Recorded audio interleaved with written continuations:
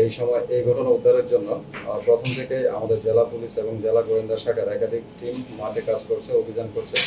আমরা ভিকটিমের পরিবারকে জিজ্ঞাসাবাদ করেছি, স্থানীয়ভাবে তদন্ত করেছি, তথ্যপত্র সংগ্রহ করেছি এবং সবসময় এটা নিয়ে কন্টিনিউয়াস আমাদের কাজ চলমান ছিল। কখনো আমরা বিরতিতে ছিলাম না, কিন্তু যারা এই ঘটনা ঘটিয়েছে ডাকাত দল, তারা অত্যন্ত সুচতুর ছিল।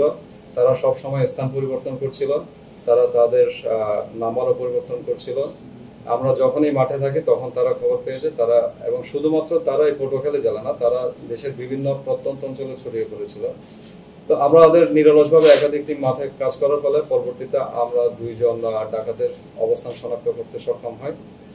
তার মধ্যে একজন হচ্ছে মোহাম্মদ কাউসারের অবস্থান আমরা শনাক্ত করি ঝিনাইদহের মহেশপুর থানার একদম হচ্ছে শ্যামপুর নামক একটা স্থানে, বর্ডার এলাকায়, একেবারে বর্ডারের 1 কিলোর মধ্যে। আর আরেকজনের অবস্থান শনাক্ত করে রিপন এলাইস সোহাগ, তিনি ছিলেন ঢাকাতে।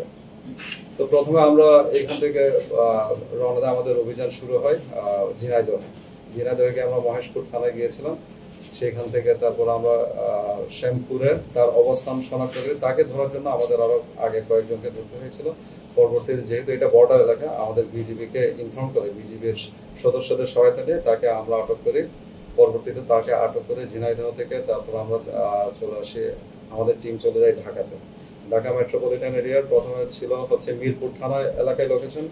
পরবর্তীতে দেখা যায় সেটা মিরপুর থানা না, পরে আমরা মিরপুর থানা থেকে পল্লবী থানায় গিয়েছিলাম। পল্লবী থানা থেকে তারপর আমরা দারুসালাম থানায় গিয়েছিলাম।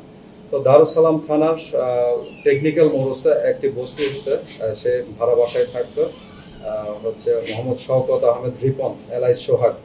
তাকে ওই বস্তির তার ভাড়া বাসা থেকে তাকে আটক করি। পরবর্তীতে এই 2 জনকে আটক করার পরে তাদের দেওয়া তথ্যের ভিত্তিতে পরবর্তীতে আমরা পটুয়াখালীতে কলাপাড়া থানা থেকে আশিস গাইন নামে আরেকজন ডাকাতকে আটক করতে সক্ষম হয়। এই 3 জনই হচ্ছে আমরা আটক করতে সক্ষম হয়।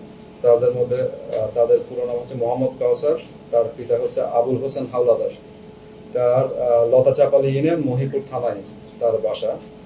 আর 2 নম্বর আশিস গাইন, তার পিতা হচ্ছে রঞ্জিত গাইন, কলাপাড়া পৌরসভাতেই তার বাসা। আর মোহাম্মদ শওকত আহমেদ এলাইস সোহাগ, তার ঠিকানা হচ্ছে কোটকাখালী গ্রাম, বামনা থানা, বরগুনা। এবং মোহাম্মদ শওকত আহমেদ রিপন এলাইস সোহাগ, তার থেকে আমরা একটি মোবাইল ফোন উদ্ধার করতে সক্ষম হই, যেটি লুণ্ঠিত মোবাইল ফোন।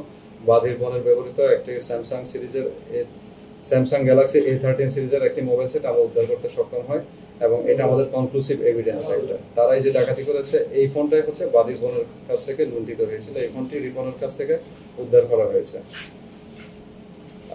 আমাদের 3 জনকে আমরা আসামি গ্রেফতার করে তাদেরকে আইনের আওতায় আনি, তাদেরকে আমরা কোর্টে চালান দিয়েছি এবং এর সাথে জড়িত অন্যান্য যারা আছে, আরো আছে 3 থেকে 4 জন অজ্ঞাতনামা, তাদেরকেও আমরা আইনের আওতায় আনবো অতি দ্রুত।